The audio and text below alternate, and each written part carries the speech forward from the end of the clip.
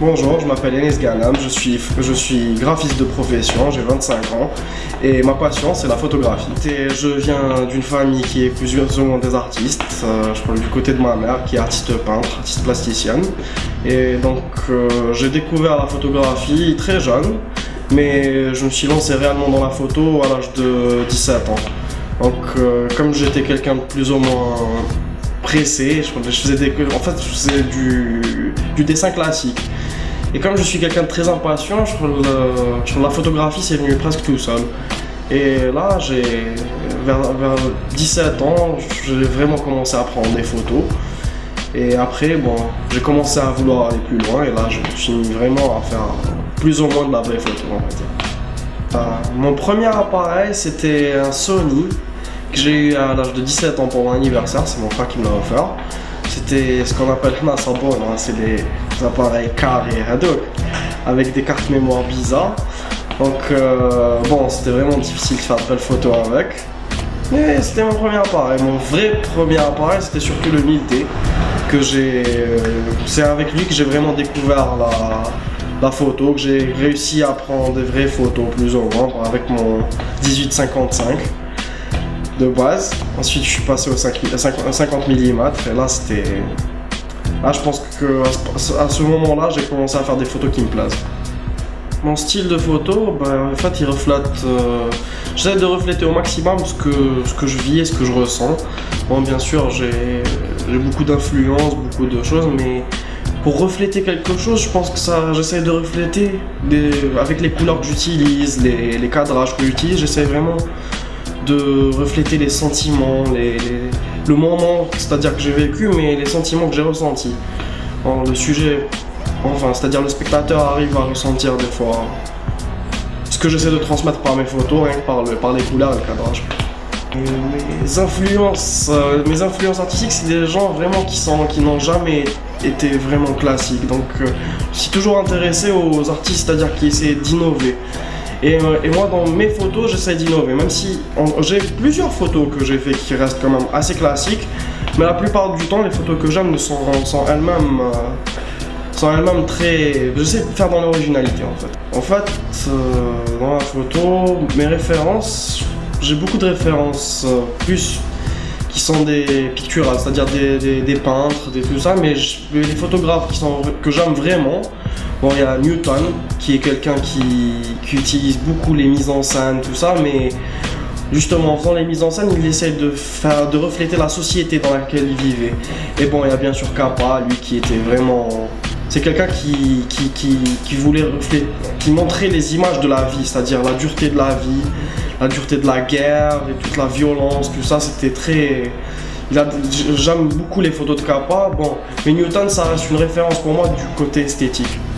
C'est-à-dire dans l'esthétisme, c'est lui. Mais sinon, j'aime beaucoup aussi mes premières références, c'était surtout Delacroix, Géricault, De Vinci. J'ai toujours adoré les mises en scène qu'ils utilisaient en ce temps-là. C'est-à-dire de la Renaissance jusqu'au baroque et tout ça. Donc c'est vraiment un mix des deux. Pratiquement toutes les photos sont des parcelles de ma vie. Donc toutes les photos m'ont marqué, mais il y en a une que j'affectionne particulièrement. C'est une photo que j'ai publiée il y a quelques mois. En fait, c'est deux trains j'étais entre deux trains. L'un des trains était en marche et l'autre était arrêté. En fait, c'était une photo que j'avais prise alors que je partais. Bon, je faisais le deuil de mon grand-père, donc j'allais pour la première fois voir sa sépulture. Et c'était en Ukraine, dans un coin perdu, et j'étais sorti à la station pour fumer une cigarette, et là je me retrouvais entre deux trains. Et genre, c'était vraiment une ambiance très spéciale, parce que entre ce qui se passait dans ma tête et ce qui se passait à l'extérieur, c'est-à-dire le train qui était arrêté, l'autre train qui était dynamique, je sais même pas comment l'exprimer, c'est quelque chose qui est très personnel. C'est une photo qui est très personnelle. Parce que je pense qu'il n'y a que moi qui arriverait à capter vraiment l'ambiance de cette photo. La plupart du temps, la plupart de mes photos, c'est des photos qui sont prises vraiment en feeling. Mais maintenant, j'essaie de faire un peu de mise en scène, j'essaie de travailler un peu plus avec le modèle. Mais la plupart des photos que je prends, c'est vraiment des moments de la vie. C'est-à-dire ce sont des gens qui marchent, des gens qui s'aiment, des gens qui se détestent, des gens qui passent dans la rue, des voitures, des flaques d'eau. Je pense que la plus belle chose qu'on a, c'est la vie, c'est la réalité. La plupart du temps, quand on me propose ça, ou bien ça m'arrange pas, ou bien je sais pas, je trouve pas le temps. Mais j'ai quand même exposé une fois, c'était une exposition collective en fait, c'était dans une école, dans l'école où j'étais, donc c'était Artissimo, à Dédouche-Molade. Et j'ai pas trop eu d'écho, d'ailleurs je suis parti juste à l'ouverture. Mais pour parler d'une réelle exposition, non, jamais. Une vraie exposition, j'ai jamais exposé. Je pense que quand je serai prêt, que je me sentirai vraiment prêt, que je serai vraiment content de ma création, je pense que je penserai à faire une exposition. Mais maintenant, je sais pas si ce sera sur un seul thème ou pas. Je pense que j'aime bien les expositions en fait qui sont diverses. Là où on trouve beaucoup de diversité. Donc je pense pas que ce sera un thème précis. Je pense que ce sera une exposition d'à peu près plein d'œuvres différentes. Bah, s'il y a un projet qui me tient à cœur, un projet vraiment que j'aimerais faire, c'est... Bon, ça demanderait du temps parce que je voudrais bien aller vivre avec les Touaregs dans le désert. Je voudrais bien essayer de photographier leur mode de vie, leurs traditions.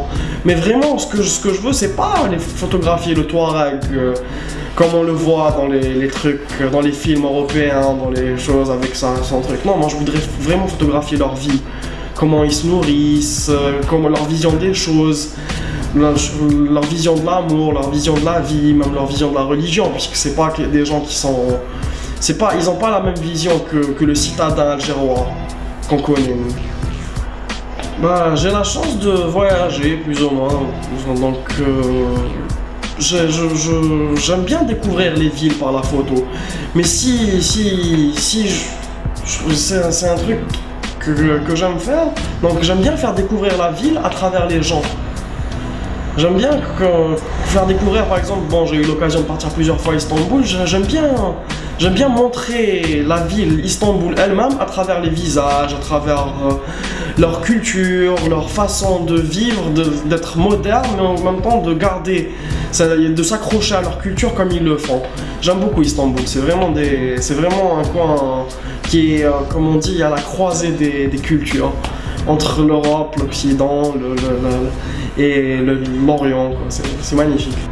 Ah, vous savez, on a beaucoup de pays que je voudrais visiter, mais si je voudrais visiter vraiment un pays, je pense que c'est le Cambodge, les temples d'Angkor. C'est vraiment un endroit... C'est vraiment un endroit magique, je pense. Et je voudrais, bon, bien sûr, je voudrais visiter le temple d'Angkor, mais même les Cambodgiens et le pays lui-même, la faune, la flore et la façon dont ils ont réussi à rester... Donc garder leur culture et à rester eux-mêmes, c'est vraiment intéressant. J'aime beaucoup cette culture-là. La photographie en Algérie, je vais vous dire, bon, mes modèles, toutes les photos que j'aime, principalement, c'est des photos occidentales, des photos qui viennent de l'étranger, mais je pense que, bon, il y a quelques années, je vous aurais pas dit ça, mais maintenant, je pense vraiment qu'il y a un espoir pour la photo en Algérie, parce que je vois de plus en plus de personnes.